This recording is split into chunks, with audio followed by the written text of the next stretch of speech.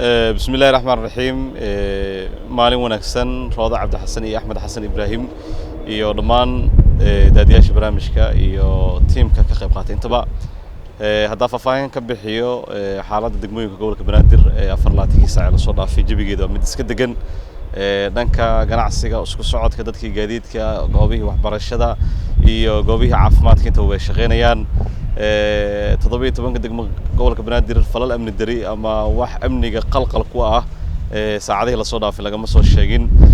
waxaa jiray in degmooyinka qaar laga wado howlo dib u dhis ama dib u dayactir ku aadan wadooyinka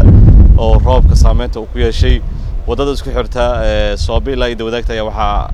labadii habeen la soo dhaafay waxa ka socday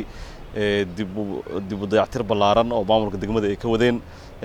waxaana hadda lagu guuleystay in wadadii oo qurbaad loo maalin xirneed hadda dib loo furo maadaama يعني وحنا اسمها ودوينكاس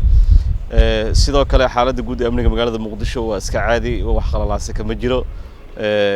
degmooyinka qaar asaaka lugta soo marayna dadka si caadi ah nolol maalmeedkooda u raadsanayeen waxa furan dhammaan suuqyadii weynaa sida suuqa degmada Xamrweyne suuqa degmada Howlwadaag iyo suuqa Bakaaraha loo yaqaano iyo suuqii weynaa ee Madiina iyo suuqii suuq bacad intaba marka xaaladaha guud ee ganacsiga iyo magaalada waa iska okay dhanka kale arinta ku aadan waxbarashada waxa furan goobaha waxbarasho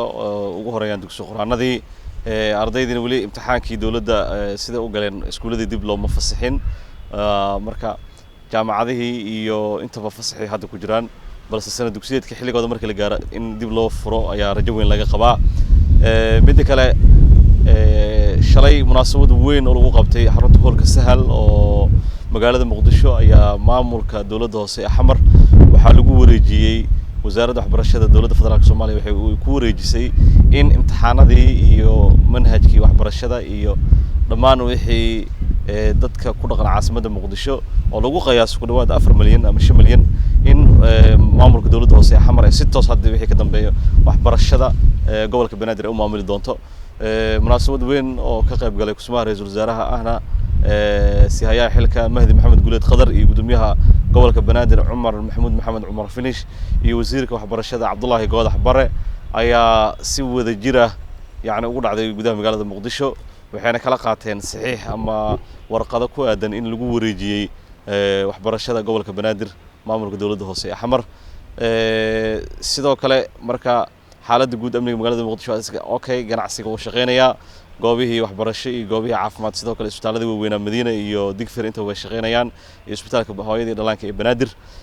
ugu dambeyn marka hadalhaynta magaalada Muqdisho waxa ay tahay arinta ku aadan sharciga jinsiga la xiriira ama galmada oo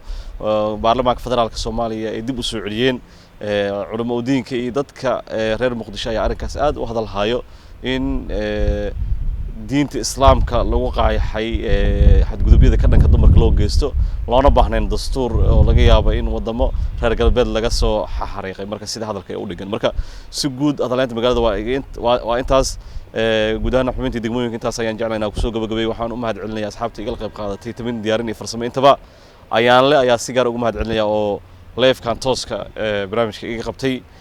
Roodi Axmed way mahadsan yihiin teamka maalin wanaagsan ayaan idin leeyahay